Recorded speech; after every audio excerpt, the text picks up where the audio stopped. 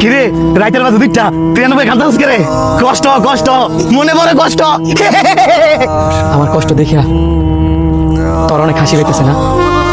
আসতাম না তো কি করবো তোর মতন বেলা যায় কানমু এত বড় ফুলা এনে বইয়া কান্দাছে কাঁদে কি আর সাথ দে রে? ঘরে গেলে ফ্যামিলি কথা শোনায়, বাইরে গেলে বন্ধুরা কথা শোনায়, আর অফিসে গেলে বস কথা শোনায়। এ কথা শুনতে শুনতে এখন আর কারো কথাই শুনতে মজা লাগে না। এই দুনিয়ার জ্বালা যন্ত্রণা আর সহ্য করতে পারতাছি না। তাই না কোনো লাভ নাই, কারণ এই দুনিয়ার মানুষ মানুষে কান্দাইতে ভালোবাসে। মানুষ মানুষে সহজেই কান্দাইতে পারে কিন্তু হাসাইতে পারে না। আচ্ছা রে পাগল, তোর একটা কথা কই, তুই প্রশ্নের উত্তর দিস। এই পৃথিবীতে সবচেয়ে সুখী কারা? কইতাম না, কারণ আমার অনেক খিদা লাগছে। তুই যদি আমার খাইতে দেস তাইলে আমি কমু। এনে দরকার তুই খাইতি না? ও তুই দেয়া যায় আবার আমার চিন্তা করস? আমার চিন্তা তোর করা লাগতো না, তুই খা।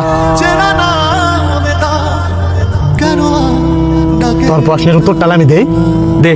এই পৃথিবীতে সবচেয়ে সুখী মানুষ হচ্ছে আমি। তুই ঠিক কইছস, আসলে পাগল পৃথিবীতে সবচেয়ে সুখী।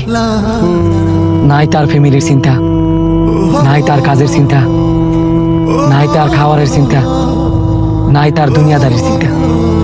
ঘুরে আর খায়, যেনই রাই এনই খায়। বাবা বাবা বাবা তুই অনেক সুন্দর ছন্দ কইছস। ছন্দ না রে, ছন্দ না। পুরুষ মানুষের জীবনটা আসলেই অনেক কষ্টের। যখন থেকে একটা ফলা বুঝতে শুরু করে তার মাথায় টেনশন শুরু হয়। যে দিন তার নিঃশ্বাস বন্ধ না হয় ততদিন তার মাথার মধ্যে চিন্তা থাকে। একটা পুরুষ মানুষ নিঃস্বার্থভাবে তার ফ্যামিলির জন্য খাইতে চায়, আর দিন শেষে ওই ফ্যামিলি তারা বুঝতে চায় না।